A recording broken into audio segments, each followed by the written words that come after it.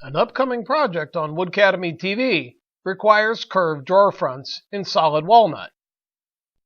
A large drum sander will be the best tool for processing these pieces once they're cut out on the bandsaw. And while I don't have a large dedicated drum sander in my shop, I do have a lathe, and that makes creating my own drum sander quick and easy. A block of scrap stock was turned round and sanded smooth.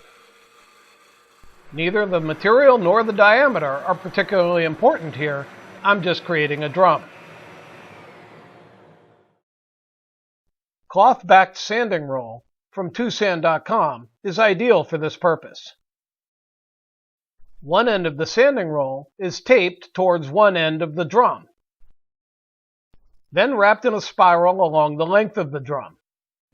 You do not want the turns to overlap each other, but a little gap between them is not a problem.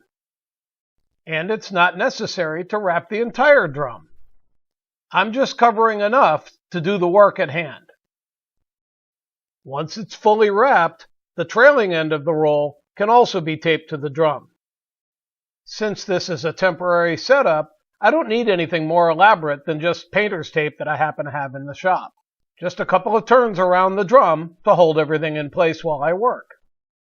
One of the big advantages of this setup is that I get to choose the grit I'm using and the speed of the lathe. These options give me total control over the sanding process. A template on the edge of the part that I'm sanding helps me ensure that the part will come out the shape and size I want. This technique makes it fast and easy for me to set up and sand whatever odd-shaped parts I may need.